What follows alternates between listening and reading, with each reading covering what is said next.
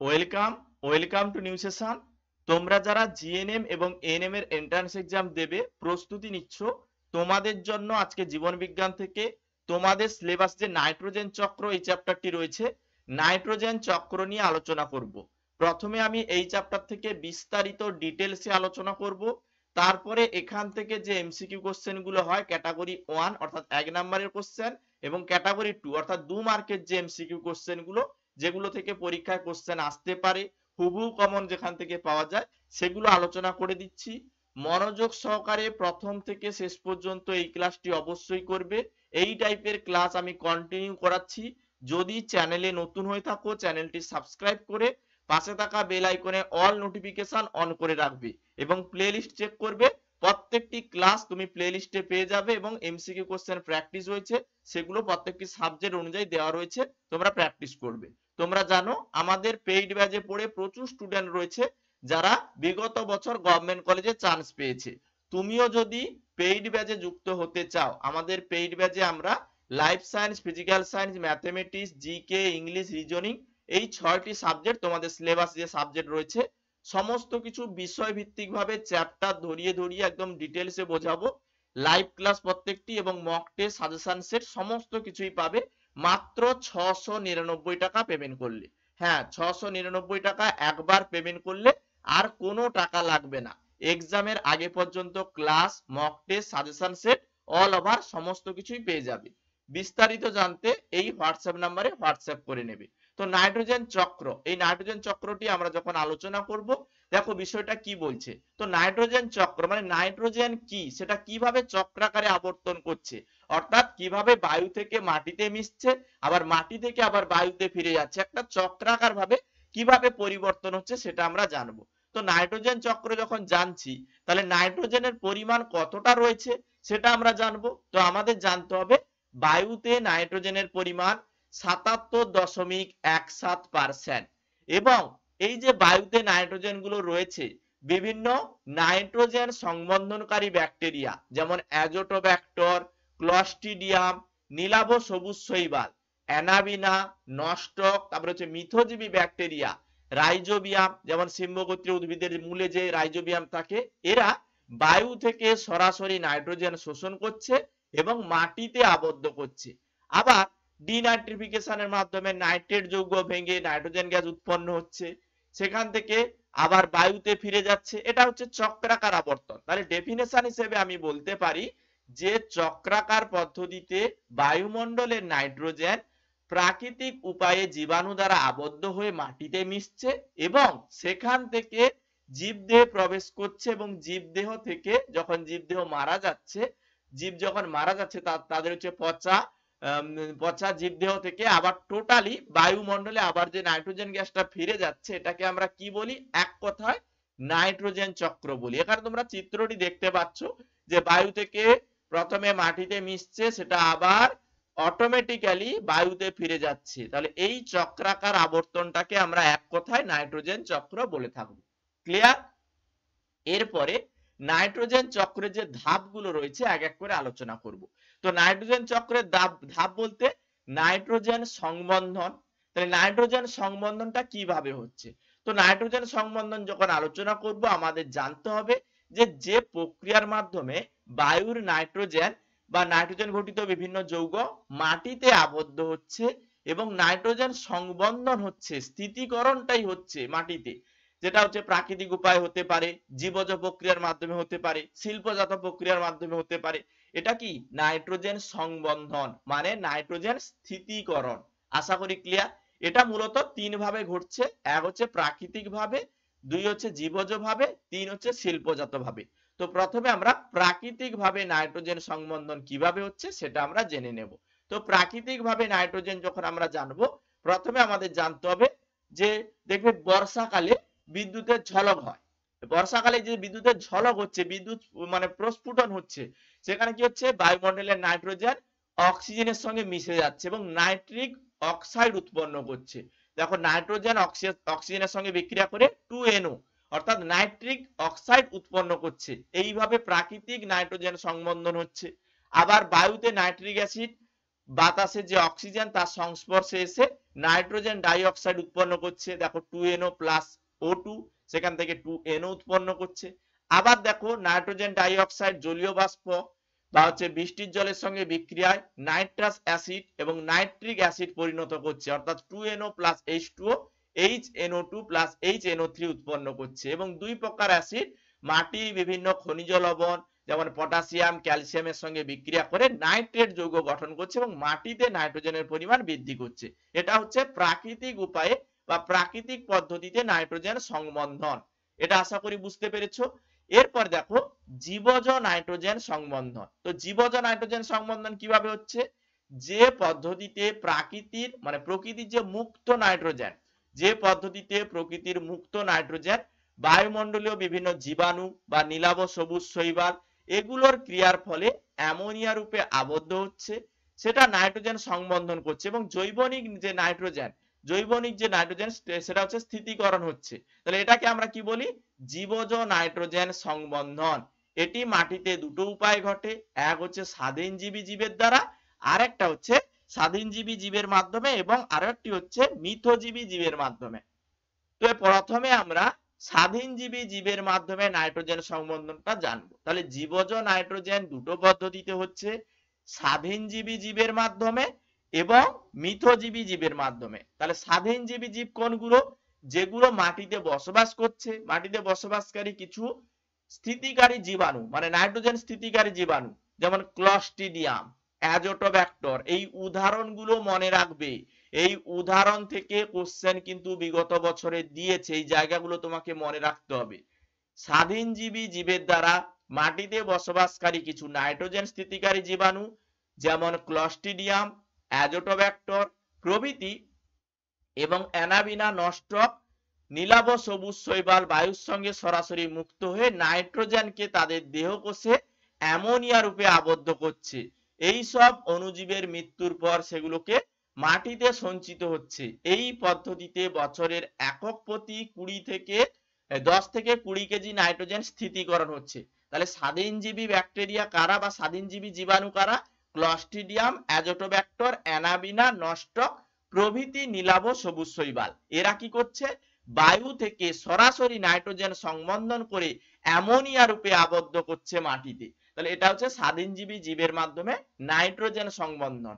এরপরে আমরা আসবো মিথজীবী জীবের মাধ্যমে নাইট্রোজেন সংবন্ধন। তো মিথজীবী কারা? মিথজীবী জীব হচ্ছে রাইজোবিয়াম। তো রাইজোবিয়াম সিম্বগোত্রীয় উদ্ভিদের মূলে থাকে, অর্থাৎ মূলের অর্বুদে বা গুটিতে মিথজীবী জীব থাকে। এই মিথজীবী জীবরা কি করছে? তারা বায়ু থেকে মুক্ত নাইট্রোজেন অ্যামোনিয়া রূপে আবদ্ধ করছে এবং আশ্রয়দাতা যে উদ্ভিদ, সেই আশ্রয়দাতা উদ্ভিদের পুষ্টি সম্পাদন করছে এবং অ্যামোনিয়া রূপে আবদ্ধ করে কিছু পুষ্টি সেটা মাটিতে মিশিয়ে দিচ্ছে।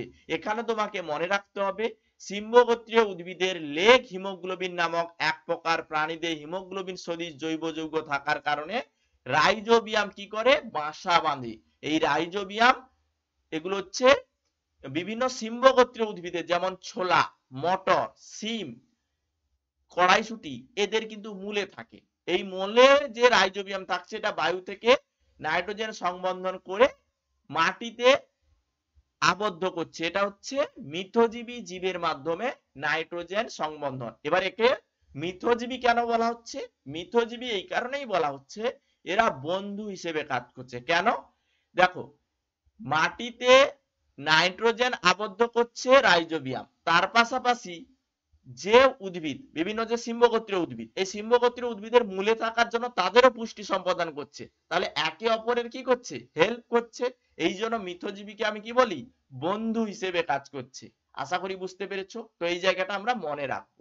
তো এরপরে আমরা চলে যাব শিল্পজাত নাইট্রোজেন সংবন্ধন। শিল্পজাত নাইট্রোজেন সংবন্ধন কি? বিভিন্ন রাসায়নিক কারখানায় নাইট্রোজেন ঘটিত সার যেমন ইউরিয়া, অ্যামোনিয়া ইত্যাদি সার প্রস্তুত করা হয়। এই সার কৃষিক্ষেত্রে ছড়ানো হয়, ফলে মাটির নাইট্রোজেনের পরিমাণ বৃদ্ধি পায়। এছাড়া সার কারখানা থেকে বজ্র নিষ্কাশন হয়, তাতেও প্রচুর পরিমাণে নাইট্রোজেন থাকে। এই বজ্র নদীতে মেশে বন্যার সময় নদীর চারপাশে নিচু এলাকায় প্লাবিত হয়ে নাইট্রোজেন ঘটিত বজ্র মাটিতে মিশে যায়, তাহলে এটাকে আমরা কি বলবো? শিল্পজাত নাইট্রোজেন সংবন্ধন। তাহলে শিল্পের মাধ্যমে, বিভিন্ন রাসায়নিক কারখানার মাধ্যমে নাইট্রোজেন ঘটিত সার যেমন ইউরিয়া, অ্যামোনিয়া প্রভৃতি প্রস্তুত করে শিল্পজাত নাইট্রোজেন সংবন্ধন করা হচ্ছে। তো এইভাবে কিন্তু নাইট্রোজেন সংবন্ধন হচ্ছে শিল্পজাত নাইট্রোজেন সংবন্ধন। তো এটা আমরা মনে রাখবো। তারপরে দেখো, মাটির নাইট্রোজেন জীবদেহে প্রবেশ। তো মাটির নাইট্রোজেন কিভাবে জীবদেহে প্রবেশ করছে?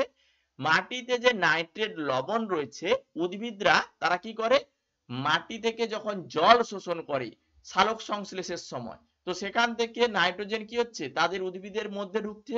তাহলে উদ্ভিদরা কি করছে, মাটির নাইট্রোজেন জীবদেহে প্রবেশ করছে, তাদের চাহিদা মেটাচ্ছে, তাদের খাদ্য হিসেবে কাজ করছে। তো এখানে মাটির নাইট্রোজেন জীবদেহে প্রবেশ করছে। তাছাড়া দেখো, জীবদেহ থেকে নাইট্রোজেন মাটিতে পুনরায় বা পুনর্প্রবেশ। তো যখন কোনো প্রাণী মারা যাচ্ছে, তাহলে বিয়োজকের মাধ্যমে কি হবে, বিয়োজিত হবে ওই প্রাণীর পচা দেহটা। তো পচা গলিত দেহ থেকে আবার নাইট্রোজেন কি হচ্ছে, নাইট্রেট যৌগে পরিণত হচ্ছে এবং মাটিতে মিশে যাচ্ছে, এবং মাটি থেকে আবার নাইট্রোজেন গ্যাস উৎপন্ন হচ্ছে, যেটা আবার বায়ুতে ফিরে যাচ্ছে। তাহলে আমি এটাকে বলতে পারি জীবদেহ থেকে নাইট্রোজেন মাটিতে পুনর্প্রবেশ। আশা করি মনে থাকবে। তারপরে দেখো, অ্যামিনোফিকেশন। অ্যামিনোফিকেশনটা কি? অ্যামিনোফিকেশনটা হচ্ছে মাটিতে অবস্থিত বিভিন্ন বিয়োজকদের, মাটিতে অবস্থিত বিভিন্ন বিয়োজক, যেটা হচ্ছে জীবাণু, ছত্রাক ক্রিয়ার ফলে মৃত জীবদেহে প্রোটিন অংশ প্রথমে অ্যামোনিয়া অ্যাসিড এবং পরে অ্যামোনিয়ায় পরিণত হয়। এই পদ্ধতিতে অ্যামিনোফিকেশন বলা হয়। এবং অ্যামিনোফাইং ব্যাকটেরিয়ার উদাহরণ মনে রাখতে হবে ব্যাসিলাস মাইকোয়েন্ডিস, ব্যাসিলাস র্যামোসাস। এইগুলো অ্যামোনিফিকেশন প্রক্রিয়ার মাধ্যমে মানে মাটিতে নাইট্রোজেন সংবন্ধন করছে। তাহলে কি বললাম, মাটিতে অবস্থিত বিভিন্ন বিয়োজক, যেটা জীবাণু, ছত্রাক, এগুলোর ক্রিয়ার ফলে মৃত জীবদেহের প্রোটিন অংশ প্রথমে অ্যামাইনো অ্যাসিড এবং পরে অ্যামোনিয়ায় পরিণত হয়। এই পদ্ধতিতে অ্যামিনোফিকেশন এবং অ্যামিনোফাইং ব্যাকটেরিয়ার উদাহরণ তোমাদের মনে রাখতে বললাম ব্যাসিলাস মাইকোয়েন্ডিস এবং ব্যাসিলাস র্যামোসাস। এগুলো হচ্ছে অ্যামিনোফিকেশনের মাধ্যমে মাটিতে নাইট্রোজেন সংবন্ধন করে। তো এখানে আমরা এইভাবে মনে রাখবো। এবারে নাইট্রিফিকেশনটা কি? নাইট্রিফিকেশন হচ্ছে জীবাণু ক্রিয়ার মাধ্যমে মৃত্তিকাস্থিত যে অ্যামোনিয়া, জীবাণু ক্রিয়ার মাধ্যমে মৃত্তিকাস্থিত যে অ্যামোনিয়া প্রথমে নাইট্রাইট এবং পরে নাইট্রেট যৌগে পরিণত করছে, এটাকে আমরা নাইট্রিফিকেশন বলবো। তাহলে যে পদ্ধতিতে জীবাণু ক্রিয়ার ফলে মৃত্তিকাস্থিত অ্যামোনিয়া প্রথমে নাইট্রাইট অর্থাৎ NO2 পরে নাইট্রেট NO3 যৌগে পরিণত হয়, তাকে আমরা নাইট্রিফিকেশন বলবো। এবারে নাইট্রিফাইং ব্যাকটেরিয়ার উদাহরণ কোশ্চেন পরীক্ষায় দেয়। যেমন তোমাদের আমি বললাম অ্যামিনোফিকেশন, অ্যামিনোফিকেশনে যে ব্যাকটেরিয়াগুলো কাজ করে মনে রাখবে ব্যাসিলাস মাইকোয়েন্ডিস এবং ব্যাসিলাস র্যামোসাস, রয়জফলা আকার র্যামোসাস। ঠিক তেমন ভাবে নাইট্রিফিকেশনে যে ব্যাকটেরিয়াগুলো কাজ করে মনে রাখতে হবে নাইট্রোসোমোনাস এবং নাইট্রোব্যাক্টর। এগুলো থেকে কোশ্চেন পরীক্ষায় ভুরি ভুরি কোশ্চেন পরীক্ষায় দেয়। তো এগুলো মনে রাখবে। আশা করি তোমাদের এগুলো মনে থাকবে। আরো ভালোভাবে তোমরা প্রস্তুতি নিতে পারবে যদি তোমরা আরো কোশ্চেন প্র্যাকটিস করো। তোমাদের আমি এর আগেও বলেছি কোশ্চেন অ্যান্সার প্রচুর প্র্যাকটিস করতে হবে। কোশ্চেন অ্যান্সার যদি প্রচুর প্র্যাকটিস করতে চাও, তোমরা লার্ন মাইল যে লেখা রয়েছে দেখো, লার্ন মাইল, প্লে স্টোরে গিয়ে এই লার্ন মাইল লিখে সার্চ করলে এই অ্যাপটি পেয়ে যাবে। এখানে সমস্ত বিগত বছরের কোশ্চেন অ্যান্সার শিট সমেত free test, free material, daily practice session পাবে। এখানে গিয়ে কোশ্চেন অ্যান্সার অর্থাৎ এমসিকিউ কোশ্চেন গুলো প্র্যাকটিস করবে, যেটা তোমাদের পরীক্ষার জন্য খুবই হেল্পফুল হবে। ফ্রিতে এগুলো তোমরা অ্যাক্সেস করতে পারবে। পেইড ব্যাচ গুলোতে তোমরা পেমেন্ট করে ভর্তি হবে, নাহলে এগুলো তুমি ফ্রিতে পাবে। তো এখানে তুমি প্র্যাকটিস করো। আশা করি বুঝতে পেরেছো। তো তারপরের অংশে আমরা চলে যাচ্ছি, তারপরে এমসিকিউ কোশ্চেন প্র্যাকটিস করাবো। তো নাইট্রোজেন মোচন বা ডিনাইট্রিফিকেশনটা কি? তো নাইট্রোজেন মোচন বা ডিনাইট্রিফিকেশনটা হচ্ছে মাটিতে বসবাসকারী কিছু জীবাণু রয়েছে, যেগুলো মাটিতে আবদ্ধ নাইট্রোজেন যৌগ ভেঙে নাইট্রোজেনকে কি করছে, মুক্ত করছে এবং বায়ুমণ্ডলে সেটাকে ফিরিয়ে দিচ্ছে। এই যে নাইট্রোজেন মোচন, এই নাইট্রোজেন মোচনটাকে আমরা ইংলিশে ডিনাইট্রিফিকেশন বলি। তাহলে মাটিতে বসবাসকারী কিছু জীবাণু মাটিতে আবদ্ধ নাইট্রোজেন যৌগ ভেঙে নাইট্রোজেনকে মুক্ত করছে এবং বায়ুমণ্ডলে সেটাকে ফিরিয়ে দিচ্ছে। এই জন্য একে আমরা নাইট্রোজেন মোচন বা ডিনাইট্রিফিকেশন বলে থাকি। এবারে ডিনাইট্রিফিকেশনে যে ব্যাকটেরিয়াগুলো কাজ করে এখানে তোমাদের মনে রাখতে হবে ব্যাকটেরিয়া নয়, জীবাণুগুলি যে কাজ করে সেগুলো হচ্ছে থায়োব্যাসিলাস ডিনাইট্রিফিকেন্স এবং সিউডোমোনাস। থায়োব্যাসিলাস ডিনাইট্রিফিকেন্স এবং সিউডোমোনাস এগুলো নাইট্রিফিকেশন বা ডিনাইট্রিফিকেশনে কাজ করে। এইগুলো তোমাকে মানে মনে রাখতে হবে, এই জায়গা থেকেই কোশ্চেন পরীক্ষায় দেবে এমসিকিউ গুলো। তারপরে দেখো নাইট্রোজেন চক্রের তাৎপর্য। এই যে নাইট্রোজেন চক্রটা আমি বললাম যে বায়ু থেকে প্রথমে মাটিতে মিশছে নাইট্রোজেন, আবার মাটি থেকে জীবদেহে পৌঁছচ্ছে, তারপরে আবার বায়ুতে ফিরে যাচ্ছে, তাহলে এটা নাইট্রোজেন চক্র চক্রাকারে চলছে। এই নাইট্রোজেন চক্রের তাৎপর্য বা গুরুত্বটা কি? তো প্রথমে দেখো নাইট্রোজেন চক্রের মাধ্যমে প্রকৃতিতে নাইট্রোজেনের ভারসাম্য বজায় থাকে, একদম ঠিক। তাহলে নাইট্রোজেন চক্রের মাধ্যমে প্রকৃতিতে নাইট্রোজেনের ভারসাম্য বজায় থাকে। নাম্বার 2, জীবদেহের কোষ গঠনের জন্য নাইট্রোজেনের প্রয়োজন হয়। এই নাইট্রোজেন চক্রের মাধ্যমে নাইট্রোজেনের যে জীবদেহ, সেই জীবদেহ থেকে যুগ যুগ ধরে কি হচ্ছে, চিরস্থায়ী বজায় থাকছে। অর্থাৎ আমাদের দেহ গঠনের জন্য যে নাইট্রোজেনের প্রয়োজন সেগুলো কিন্তু এই নাইট্রোজেন চক্রের মাধ্যমে আমাদের দেহে যাচ্ছে, এবং পরবর্তীকালে যখন প্রাণীরা বা মানুষ মারা যাচ্ছে তাদের দেহ থেকে আবার পুনরায় বায়ুতে নাইট্রোজেন ফিরে যাচ্ছে। তাহলে এটাকে আমরা নাইট্রোজেন চক্র বলবো, এবং এর গুরুত্বটাই এটাই। তো এটা আমরা মনে রাখবো, আশা করি মনে থাকবে। এবারে মানুষের ক্রিয়াকলাপ বা নাইট্রোজেন চক্র। নাইট্রোজেন চক্র কিভাবে মানুষের ক্রিয়াকলাপের ফলে নষ্ট হচ্ছে। তো আমরা বর্তমানে প্রচুর পরিমাণে রাসায়নিক সার ব্যবহার করছি তো, তাহলে সেখানে কিন্তু প্রচুর পরিমাণে নাইট্রোজেন গ্যাসকে আমরা কি করছি, ব্যবহার করে ফেলছি কৃষি কাজের জন্য। তাহলে সেখানে আমরা কি করছি, নাইট্রোজেন চক্রটাকে বিতাড়িত করছি, নষ্ট করছি, অতিরিক্ত নাইট্রোজেনটা আমরা মাটিতে মেশাচ্ছি স্বাভাবিকের থেকে। তাহলে সেখানে কি হবে, বিভিন্ন হচ্ছে যে অম্ল অম্লতা সৃষ্টি হবে, জল দূষণ হবে, এটা স্বাভাবিক। তারপরে আমরা কি করছি, আমরা বর্তমানে বর্তমানে জীবজগৎ, মাটি, জল, বায়ুমণ্ডলে যে নাইট্রোজেন তার গুণ যাতে প্রচুর পরিমাণে বেড়ে যায়, তার জন্য nitrous oxide green house gas হিসেবে যে নাইট্রাস অক্সাইড সেগুলো কিন্তু বায়ুতে মিশছে অতিরিক্ত জনসংখ্যার কারণে। তাহলে সেখান থেকে কিন্তু নাইট্রিক অ্যাসিড, সেখান থেকে কিন্তু বায়ু মানে মানুষের ক্রিয়াকলাপের ফলে নাইট্রোজেন চক্রটা বিনষ্ট হচ্ছে। এটা আমরা স্বাভাবিকভাবে জানি, বা এটা আমরা কম বেশি জানি যে পরিবেশ দূষণের ফলে বর্তমানে প্রকৃতির যে ভারসাম্য সেটা কিন্তু নষ্ট হচ্ছে। তো এই জায়গাগুলো আমরা একটু মনে রাখবো। এবার এখান থেকে এমসিকিউ কোশ্চেন অনেক রয়েছে, ক্যাটাগরি 1 ক্যাটাগরি 2, অর্থাৎ 1 নাম্বার 2 নাম্বারের কোশ্চেন গুলো দেখো। ক্যাটাগরি 2 তে এমসিকিউ কোশ্চেন কিন্তু প্রত্যেকটি কোশ্চেনের মান 2 নাম্বার করে, আর ক্যাটাগরি 1 এর ক্ষেত্রে যেটা আমি এখন আলোচনা করব 1 নাম্বারের এমসিকিউ কোশ্চেন, মানে এখানে একটি অপশন ঠিক হবে। আর ক্যাটাগরি 2 এর ক্ষেত্রে দুটো বা তিনটে বা চারটে বা একটি অপশন ঠিক হতে পারে, সবকিছু কিন্তু এমসিকিউ কোশ্চেন। তো আমি কোশ্চেন গুলো এক এক করে আলোচনা করি, তোমাদের কাজে লাগবে এগুলো, এগুলো তোমাকে মনে রাখতে হবে। তো প্রথম কোশ্চেন, কোন জীবাণুটি নাইট্রিফিকেশনে অংশগ্রহণ করে? এই চারটে অপশনের মধ্যে কোনটি নাইট্রিফিকেশনে অংশগ্রহণ করে? অপশনে রয়েছে নাইট্রোসোমোনাস, অ্যাজোটোব্যাক্টর, সিউডোমোনাস নাকি থিওব্যাসিলাস। রাইট অ্যান্সার কি হবে? যে জীবাণুটি নাইট্রিফিকেশনে অংশগ্রহণ করে তাকে আমরা বলবো নাইট্রোসোমোনাস। তাহলে রাইট অ্যান্সার, যে জীবাণুটি নাইট্রিফিকেশনে অংশগ্রহণ করে সেটা হচ্ছে নাইট্রোসোমোনাস। অপশন এ হবে রাইট অ্যান্সার। ক্লিয়ার? তো নাইট্রোসোমোনাস নাইট্রিফিকেশনে অংশগ্রহণ করে, বা অক্সিডাইজিং যে ব্যাকটেরিয়া এগুলো কিন্তু নাইট্রোসোমোনাস, এগুলো নাইট্রিফিকেশনে অংশগ্রহণ করে। তোমাদের আমি বলেছি যে নাইট্রিফিকেশনে অংশগ্রহণ করে নাইট্রোব্যাক্টর, তারপর হচ্ছে নাইট্রোসোমোনাস, এই দুটো ব্যাকটেরিয়ার নাম আমি মনে রাখতে বলেছি। এই টাইপের কোশ্চেন কিন্তু পরীক্ষায় দেবে। তার পরবর্তী কোশ্চেনে আমরা চলে যাব। পরের কোশ্চেন বলছে, মাটিতে আবদ্ধ নাইট্রোজেন ঘটিত যৌগ ভেঙে নাইট্রোজেনকে মুক্ত করে পরিবেশে ফিরিয়ে দেওয়ার যে প্রক্রিয়া তার নাম কি?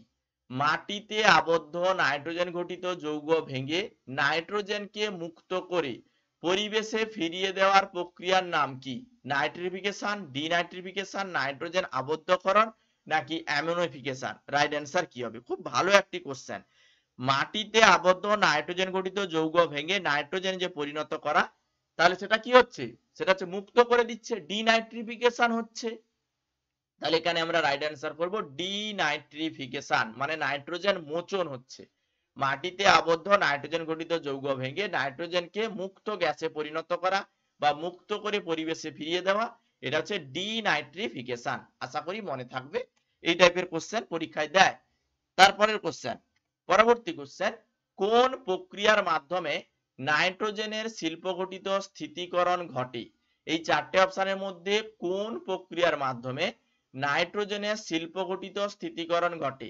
রাইবার-টিমার বিক্রিয়া, ফ্রিডেল ক্রাস্টল ক্র্যাফটস বিক্রিয়া, হেবার পদ্ধতি নাকি হেলমন্টস পদ্ধতি? তোমরা অনেকেই কম বেশি জানো যে নাইট্রোজেনকে শিল্পঘটিত স্থিতিকরণ করার জন্য আমরা হেবার পদ্ধতি অবলম্বন করি। তো হেবার পদ্ধতি, যেখানে হেবার পদ্ধতির মাধ্যমে নাইট্রোজেন এবং হাইড্রোজেন এবং অ্যামোনিয়া এগুলোকে তৈরি করা হয় হেবার পদ্ধতির মাধ্যমে। তো আমরা এখানে মনে রাখবো নাইট্রোজেন, হাইড্রোজেন, অ্যামোনিয়া তৈরির সময় উচ্চ চাপ এবং তাপমাত্রা এবং অনুঘটক দিয়ে আমরা কি করি? নাইট্রোজেনকে স্থিতিকরণ করি। তো এখানে হেবার পদ্ধতি হবে রাইট অ্যান্সার। তারপরের কোশ্চেন কি বলছে? মিথজীবী ব্যাকটেরিয়ার নাইট্রোজেন সংবন্ধনে সাহায্যকারী রঞ্জকটি হলো। মিথজীবী ব্যাকটেরিয়ার নাইট্রোজেন সংবন্ধনে সাহায্যকারী রঞ্জকটি হলো কি? Methaemoglobin, leg haemoglobin, haemoglobin কোনোটিই নয়। তো এখানে কি হবে? তো তোমাকে মনে রাখতে হবে মিথজীবী ব্যাকটেরিয়ার নাইট্রোজেন সংবন্ধনে সাহায্যকারী যে রঞ্জক, যেটা আমি তোমাদের বলেছিলাম মিথজীবী মানে বন্ধু হিসেবে কাজ করছে, কোন হিমোগ্লোবিন? Leg haemoglobin. তো রাইট অ্যান্সার অপশন বি। মিথজীবী ব্যাকটেরিয়া যেমন রাইজোবিয়াম নাইট্রোজেন সংবন্ধনে সাহায্যকারী যে রঞ্জক লেগ হিমোগ্লোবিনের মাধ্যমে কিন্তু সংবন্ধন করছে। তো রাইট অ্যান্সার অপশন বি। তারপরের কোশ্চেনে যাব। পরের কোশ্চেন কি বলছে? বায়ুর নাইট্রোজেনের মূল উৎস হলো কি? বায়ুর নাইট্রোজেনের মূল উৎস কি? বিদ্যুৎ স্ফুরণ, নাইট্রোজেন যুক্ত অজৈব সার, মাটির নাইট্রেট যৌগ, কোনোটিই নয়। তো রাইট অ্যান্সার কি হবে? বায়ুর নাইট্রোজেনের যে মূল উৎস সেগুলো হচ্ছে মাটির নাইট্রেট যৌগ। কেন বলছি মাটির নাইট্রেট যৌগ? দেখো, মাটির নাইট্রেট যৌগ পরবর্তীকালে বিক্রিয়ার মাধ্যমে ডিনাইট্রিফিকেশন প্রক্রিয়ার মাধ্যমে আবার বায়ুতে ফিরে যাচ্ছে। তাহলে বায়ুর যে নাইট্রোজেন, বর্তমানে বায়ুতে নাইট্রোজেনের পরিমাণ সব থেকে বেশি, তাহলে বায়ুর নাইট্রোজেনের উৎস কিন্তু মাটির নাইট্রেট যৌগ। তো মনে রাখতে হবে অপশন সি, বায়ুর নাইট্রোজেনের মূল উৎস হচ্ছে মাটির নাইট্রেট যৌগ। অপশন সি হবে রাইট অ্যান্সার। পরের কোশ্চেন কি বলছে? মাটিতে নাইট্রোজেন থাকে, মাটিতে নাইট্রোজেন থাকে NO রূপে, NO3 রূপে, NO রূপে, NO এবং NO3 রূপে। রাইট অ্যান্সার কি হবে? তো বাতাসে নাইট্রোজেনের পরিমাণ আমরা জানি 77.17%। মাটিতে নাইট্রোজেন থাকে অবশ্যই তোমরা জানো অ্যামোনিয়া এবং নাইট্রেট রূপে। অ্যামোনিয়া বলতে NH4 এই রূপে এবং এবং এবং NO3 রূপে। দেখো এখানে NO3 অপশানে আছে। NO3 মানে কি বোঝাচ্ছে? নাইট্রেট। মাটিতে নাইট্রোজেন থাকে নাইট্রেট রূপে এবং ডিনাইট্রিফিকেশনের মাধ্যমে মুক্ত নাইট্রোজেন উৎপন্ন হয়। তো এখানে মনে রাখতে হবে মাটিতে নাইট্রোজেন থাকে NO3। NO3 মানে নাইট্রেট রূপে বা নাইট্রেট খনিজ মৌল হিসেবে কিন্তু মাটিতে নাইট্রোজেন থাকে। এটা আমরা মনে রাখবো। ঠিক আছে, তারপরের কোশ্চেনে চলে যাব। পরের কোশ্চেন কি বলছে? মাটিতে বসবাসকারী একটি স্বাধীনজীবী নাইট্রোজেন স্থিতিকারী ব্যাকটেরিয়া হলো।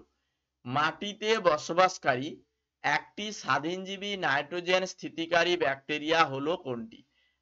অ্যানাবিনা, ল্যাক্টোব্যাসিলাস, ক্লস্ট্রিডিয়াম নাকি নস্টক? রাইট অ্যান্সার কি হবে? মাটিতে বসবাসকারী একটি স্বাধীনজীবী নাইট্রোজেন স্থিতিকারী ব্যাকটেরিয়ার নাম হচ্ছে ক্লস্ট্রিডিয়াম। কারণ আমরা জানি যে স্বাধীনজীবী নাইট্রোজেন স্থিতিকারী ব্যাকটেরিয়াগুলো হচ্ছে অ্যাজোস্পিরুলুম, ক্লস্ট্রিডিয়াম, সায়ানোব্যাকটেরিয়া, রাইজোবিয়াম। তো এখানে অপশানে কেবলমাত্র ক্লস্ট্রিডিয়াম রয়েছে, এগুলো হচ্ছে স্বাধীনজীবী নাইট্রোজেন স্থিতিকারী ব্যাকটেরিয়া। তো এখানে ক্লস্ট্রিডিয়াম রাইট অ্যান্সার হবে। বাকি অপশানগুলো দেখে রাখবে, সায়ানোব্যাকটেরিয়া, রাইজোবিয়াম সিম্বগোত্রীয় উদ্ভিদের মূলে থাকে, এগুলো কিন্তু স্বাধীনজীবী নাইট্রোজেন স্থিতিকারী ব্যাকটেরিয়া। এগুলো তোমাকে মনে রাখতে হবে, আশা করি মনে থাকবে। তারপরের কোশ্চেনে চলে যাচ্ছি। পরের কোশ্চেন গুলো হচ্ছে ক্যাটাগরি 2 অর্থাৎ 2 মার্কের কোশ্চেন। এখানে একটি বা দুটো অপশন বা তিনটি অপশন বা চারটি অপশনও ঠিক হতে পারে, কোনো নেগেটিভ মার্ক থাকে না 2 মার্কের কোশ্চেনে। এবার এখানে যে কোশ্চেন গুলো রয়েছে, প্রথম কোশ্চেন আমি আলোচনা করলে বুঝতে পারবে কি টাইপের কোশ্চেন ক্যাটাগরি 2 তে দেয়। জীবন বিজ্ঞান থেকে টোটাল 50 নাম্বারের কোশ্চেন পরীক্ষায় আসবে, তার মধ্যে ক্যাটাগরি 2 এর কোশ্চেন 10টি। প্রত্যেকটি 2 নাম্বার করে, অর্থাৎ 20 নাম্বারের এমসিকিউ কোশ্চেন থাকবে 2 মার্কের কোশ্চেন। এই জন্য আমি প্রত্যেকটা সাবজেক্ট যখন পড়াচ্ছি, জীবন বিজ্ঞান এবং ভৌত বিজ্ঞানে ক্যাটাগরি 2 অর্থাৎ 2 মার্কের কোশ্চেন রয়েছে, তখন কিন্তু আমি চ্যাপ্টার ভিত্তিকভাবে যখন পড়াচ্ছি ক্যাটাগরি 1 1 নাম্বারের কোশ্চেন এবং ক্যাটাগরি 2 2 নাম্বারের কোশ্চেন আলোচনা করে দিচ্ছি সঙ্গে সঙ্গে, যাতে তোমরা প্রথম থেকেই ঠিকঠাক ভাবে প্রস্তুতি নিতে পারো। না হলে 90% স্টুডেন্ট একদম শেষের দিকে ক্যাটাগরি 2 এর কোশ্চেন পড়তে থাকে, দিয়ে কোশ্চেন ভুলভাল করে দিয়ে চলে আসে। এখানে ভুল অ্যান্সার করলে 0 পাবে, কোনো নাম্বার পাবে না। কিন্তু যদি ঠিক অ্যান্সার করো, একটি হয়তো ঠিক মনে হচ্ছে, একটি দাগ করেছো তো ওটা ঠিক, তাহলে তুমি নাম্বার পাবে। এটা হচ্ছে পজিটিভ পয়েন্ট 2 মার্কের কোশ্চেনে। তো এখানে দেখো নাইট্রিফাইং ব্যাকটেরিয়াটি হলো, নাইট্রিফাইং ব্যাকটেরিয়া কোনটি? তো এখানে অপশানে রয়েছে সিউডোমোনাস, থিওব্যাসিলাস, নাইট্রোসোমোনাস, নাইট্রোব্যাক্টর। তো রাইট অ্যান্সার কি হবে? এটা একদম সহজ কোশ্চেন। এখানে কিন্তু তোমাকে মনে রাখতে হবে নাইট্রিফাইং ব্যাকটেরিয়া হচ্ছে নাইট্রোসোমোনাস আর নাইট্রোব্যাক্টর। কারণ আমরা জানি যে নাইট্রিফাইং ব্যাকটেরিয়া হচ্ছে যেগুলো হচ্ছে অ্যামোনিয়া এবং নাইট্রেটকে নাইট্রেটে পরিণত করছে, সেগুলো হচ্ছে নাইট্রিফাইং ব্যাকটেরিয়া। তো এখানে দেখো নাইট্রোসোমোনাস, নাইট্রোব্যাক্টর এগুলো কি নাইট্রিফাইং ব্যাকটেরিয়া। তো নাইট্রিফাইং ব্যাকটেরিয়া আমাকে মনে রাখতে হবে নাইট্রোসোমোনাস এবং নাইট্রোব্যাক্টর। নাইট্রোসোমোনাস এবং নাইট্রোব্যাক্টর এগুলো হচ্ছে নাইট্রিফাইং ব্যাকটেরিয়া। এবারে অনেকে বলবে স্যার আমরা তো নাইট্রিফিকেশন পড়েছিলাম, এখানে নাইট্রিফাইং ব্যাকটেরিয়া, নাইট্রোসোমোনাস পড়েছিলাম, নাইট্রোব্যাক্টর পড়েছিলাম, কিন্তু আমরা সিউডোমোনাসটাও পড়েছিলাম। তো সিউডোমোনাসটা কি? সিউডোমোনাস অবশ্যই মনে রাখবে ব্যাসিলাস র্যামোসাস এবং মাইকোয়েন্ডিস অ্যামিনোফিকেশনে থাকে, নাইট্রিফিকেশনে নাইট্রোসোমোনাস নাইট্রোব্যাক্টর থাকে, ডিনাইট্রিফিকেশনে সিউডোমোনাস এটা থাকে, বা ডিনাইট্রিফিকেশনে কিন্তু সিউডোমোনাস এই নামটা আমরা পেয়েছিলাম ডিনাইট্রিফাইং ব্যাকটেরিয়া, এই জন্য এটা হচ্ছে না। এই জায়গাগুলো সম্পূর্ণ আলাদা, এই জন্য আমি প্রথমে কনসেপ্ট বুঝিয়েছি, আশা করি মনে থাকবে। তারপরের কোশ্চেনে চলে যাব। পরের কোশ্চেন কি বলছে? পরিবেশে নাইট্রোজেন আবদ্ধকরণ পদ্ধতিটি হলো, পরিবেশে নাইট্রোজেন আবদ্ধকরণ পদ্ধতির নাম কি? অপশানে রয়েছে জীবজ আবদ্ধকরণ, প্রাকৃতিক আবদ্ধকরণ, শিল্পজাত আবদ্ধকরণ, দূষণজাত আবদ্ধকরণ। রাইট অ্যান্সার কি হবে? পরিবেশে নাইট্রোজেন আবদ্ধকরণ যে পদ্ধতি, অপশন এতে দেখো জীবজ আবদ্ধকরণ রয়েছে, এটা ঠিক। প্রাকৃতিক আবদ্ধকরণ রয়েছে, এটাও ঠিক। শিল্পজাত আবদ্ধকরণ রয়েছে, এটা আমি একদম কনসেপ্ট অনুযায়ী বুঝিয়েছি। তো এখানে এ বি সি তিনটেই ঠিক, তো এ বি সি তিনটে অপশনই দাগ করবে, যেটা আমি আগের ক্ষেত্রে করলাম, যে এখানে সি আর ডি অ্যান্সার ঠিক, সি আর ডি অ্যান্সার করবে, এইভাবেই কিন্তু দাগগুলো করতে হবে। তো তারপরের কোশ্চেনে চলে যাব। পরের কোশ্চেন কি বলছে? নাইট্রোজেন আবদ্ধকরণে স্বাধীনজীবী অণুজীবরা হলো, নাইট্রোজেন আবদ্ধকরণে স্বাধীনজীবী অণুজীবগুলো কোনগুলো? অ্যাজোটোব্যাক্টর, অ্যানাবিনা, নস্টক, ক্লস্ট্রিডিয়াম এগুলো কি স্বাধীনজীবী অণুজীব, নাইট্রোজেন আবদ্ধকরণ করে। তো অপশানে কি রয়েছে? ব্যাসিলাস মাইকোয়েন্ডিস না, অ্যাজোটোব্যাক্টর, হ্যাঁ অ্যাজোটোব্যাক্টর একটি স্বাধীনজীবী অণুজীব, নাইট্রোজেন আবদ্ধ করে। থিওব্যাসিলাস না, নস্টক হ্যাঁ। তাহলে আমরা কি বললাম? অ্যাজোটোব্যাক্টর, অ্যানাবিনা, নস্টক, ক্লস্ট্রিডিয়াম এগুলো হচ্ছে স্বাধীনজীবী অণুজীব যেগুলো নাইট্রোজেন আবদ্ধকরণ করে। তো এখানে দুটো অ্যান্সার ঠিক পাচ্ছি, অপশন বি অ্যাজোটোব্যাক্টর আর নস্টক। তো বি আর ডি দুটো অ্যান্সার এখানে ঠিক। আশা করি ক্লিয়ার, বুঝতে পেরেছো। তারপরের কোশ্চেনে চলে যাব। পরের কোশ্চেন কি বলছে? নাইট্রোজেন সংবন্ধনে নিম্নের কোন জোড়ার ব্যবহার সঠিক? খুব ভালো কোশ্চেন। তো নাইট্রোজেন সংবন্ধনের ক্ষেত্রে রাইজোবিয়াম নাইট্রোজিনেজ প্রক্রিয়ার মাধ্যমে নাইট্রোজেন সংবন্ধন করে, দেখো রাইজোবিয়াম নাইট্রোজিনেজ করে ঠিক। লেগ হিমোগ্লোবিন যেগুলো হচ্ছে কি রঞ্জক প্রোটিন, নাইট্রোজেন সংবন্ধনের সময় কাজ করে, ঠিক আছে, তাহলে এটাও ঠিক। তারপরে যে দেখো মিনারালাইজেশন অ্যানাবিনা, তারপরে N2+O2 HNO3, দেখো এই অপশনটা ভুল রয়েছে, তো এই জায়গাগুলো হবে না, এই দুটো অপশন হবে না। অপশন এ আর বি দুটো অ্যান্সার ঠিক, এখানে দুটো অ্যান্সার তুমি দাগ করবে। আশা করি ক্লিয়ার, বুঝতে পেরেছো। ক্যাটাগরি 1 এবং ক্যাটাগরি 2 সমস্ত কোশ্চেন অ্যান্সার আমি একটি ক্লাসে কভার করলাম। প্রথমে আমি ডিটেলস বুঝিয়েছি, কনসেপ্ট অনুযায়ী বুঝিয়ে এমসিকিউ কোশ্চেন প্র্যাকটিস করিয়েছি। তোমাদের যদি ক্লাসগুলো ভালো লাগে একটি করে লাইক করবে এবং ক্লাসগুলো বন্ধুদের সঙ্গে শেয়ার করবে। আর অবশ্যই যারা চ্যানেলে নতুন এখনো চ্যানেলটি সাবস্ক্রাইব করনি, অবশ্যই সাবস্ক্রাইব করে পাশে থাকা বেল আইকনে অল নোটিফিকেশন অন করে রাখবে। আর যারা কোশ্চেন অ্যান্সার প্রচুর প্র্যাকটিস করতে চাও, ফ্রিতে ব্যবহার করতে চাও, আমাদের লার্ন মাইল অ্যাপটি ইনস্টল করবে। প্রিভিয়াস ইয়ারের সমস্ত কোশ্চেন অ্যান্সার শিট সমেত এখানে দেওয়া রয়েছে। Free test, free material, daily practice পাবে প্রত্যেক দিন প্র্যাকটিস করার জন্য। এই অ্যাপটি অবশ্যই ইনস্টল করবে, পড়াশোনার জন্য এই অ্যাপটি অবশ্যই ইনস্টল করে তোমরা পড়াশোনাটা চালিয়ে যাও। আর যারা আমাদের নতুন ব্যাচে অ্যাডমিশন করতে চাও, অন্যান্য স্টুডেন্টরা বিগত বছর যারা গভর্নমেন্ট কলেজে চান্স পেয়েছে তাদের মতো তোমার যদি মনে হয় কম সময়ে ভালোভাবে প্রস্তুতি নেব, আপনাদের যে পেইড ব্যাচটা চলছে সেই পেইড ব্যাচে ভর্তি হব। মাত্র 699 টাকা তোমার খরচ হবে, এক্সামের আগে পর্যন্ত একবারই পেমেন্ট করবে। All over class, mock test, suggestion set সমস্ত কিছুই তুমি পেয়ে যাবে। মাত্র 699 টাকা পেমেন্ট করতে হবে। প্রত্যেকদিন সন্ধ্যে থেকে আমাদের ক্লাসগুলো হয়, বিস্তারিত জানতে তুমি হোয়াটসঅ্যাপ করে নেবে। ক্লিয়ার? এবারে প্লেলিস্ট গুলো অবশ্যই চেক করবে। এর আগের ক্লাসগুলো আমি প্লেলিস্টে সাজিয়েছি, যেগুলো আমি ইউটিউবে করিয়েছি ক্লাসগুলো, তোমরা প্লেলিস্টে প্রত্যেকটি ক্লাস পরপর পেয়ে যাবে। তার জন্য চ্যানেল সাবস্ক্রাইব করে প্লেলিস্ট চেক করো, প্লেলিস্টে প্রত্যেকটি ক্লাস পরপর দেওয়া রয়েছে। আজকে সেশন আমি এখানেই শেষ করছি।